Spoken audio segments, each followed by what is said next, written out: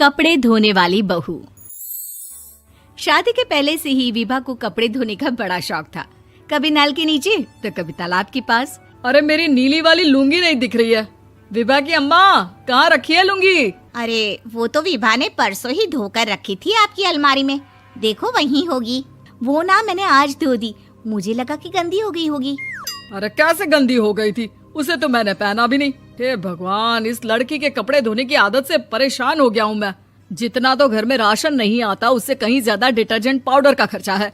इसकी शादी करवा दो, शादी जाए अपने घर में ही करे काम, फिर चाहे घर के कपड़े धोने हो या पूरे गांव के। हाँ ठीक बोल रही हूँ, देखता हूँ मैं कोई लड़का। वो दिन भी आ जाता है जब विभा को देखने लड़के वाले आ जाते हैं। लड़की मुझे अच्छी लगी। होने वाली सास कहती है, बेटी अगर कुछ पूछना है तो पूछ लो। वैसे तो हमारी लड़की बहुत ही शर्मीली है, जो बोल दो वो मान लेती है, इसे क्या पूछना होगा। अरे कैसी बात कर रही हो माँ, मुझे इन लोगों के घर रहना है, सवाल तो कई है। हाँ हाँ बेटा, पूछ लो ना, क्या पूछना है। आप लोगों के घर कपड़े कौन धोता है? सास का मुंह बन जाता है। देखो, अगर तुम ये कहना चाहती हो कि तुम्हें कपड़े धोने नहीं आते तो सुन लो, कपड़े मैं ही धोती हूँ, लेकिन तुम्हारे आ जाने के बाद मैं रुमाल तक नहीं धोऊंगी। अरे चुप रहना भाग्यवान, बहू बेचारी घर आई नहीं, उसे डराना शुरू कर दिया। वो क्या है ना बिटिया, अभी तक तो ये कल्लू की माँ ही धोती थी, लेकिन अब तुम्हारे पापा तो दहेज में वॉशिंग मशीन देंगे ही।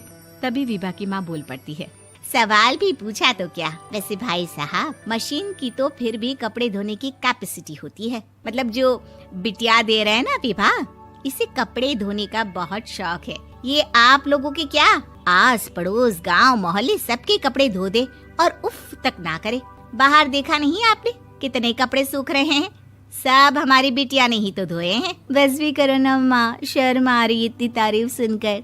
और तो और एक दाग निकाल कर दिखाओ तो मान जाऊं। हाँ अच्छा, माफ करना बेटा, मैंने गलत समझा। हमें तो रिश्ता बहुत पसंद है। और ऐसे जुड़ जाता है रिश्ता कपड़े धोने का शौक रखने वाली विभा का। उसकी शादी हो जाती है कोयला फैक्ट्री में काम करने वाले कल्लू के साथ। शादी के बाद अचानक विभा चिल्लाती हुई सास के पास आती है। सासू माँ, अरे सासू माँ कहाँ है आप? ये तो धोखा है, धोखा दिया आप लोगों ने मुझे। इसे ससुर के चक्कर के बारे में पता चल गया। अरे तो उसमें तुझे क्यों धोखा मिला है? अरे नल में पानी नहीं आता, कपड़े कैसे कब धुलेंगे? अच्छा, तू पानी नहीं आ रहा उसकी बात कर रही है। तो आपने क्या सोचा? कुछ नहीं।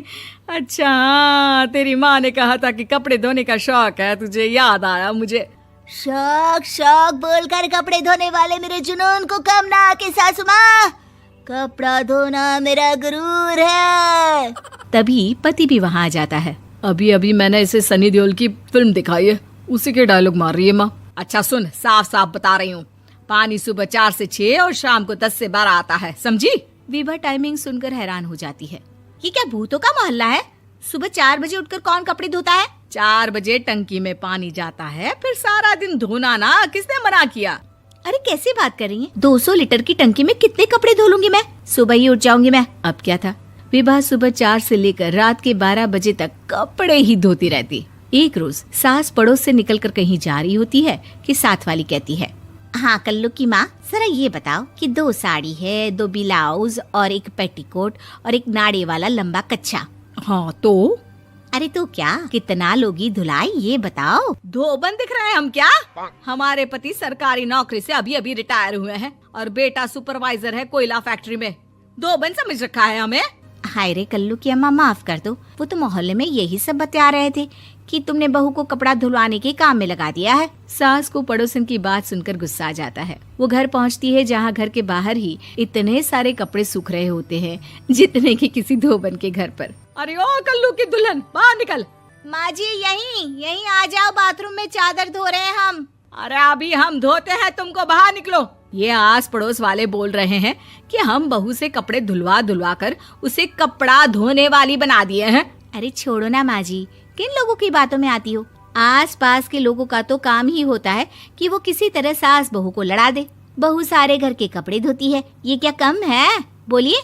सास को भी लग जाता है कि वो बहू का ये सनकीपन नहीं छुड़वा सकती, इससे अच्छा है कि खुद ही चुप हो जाए।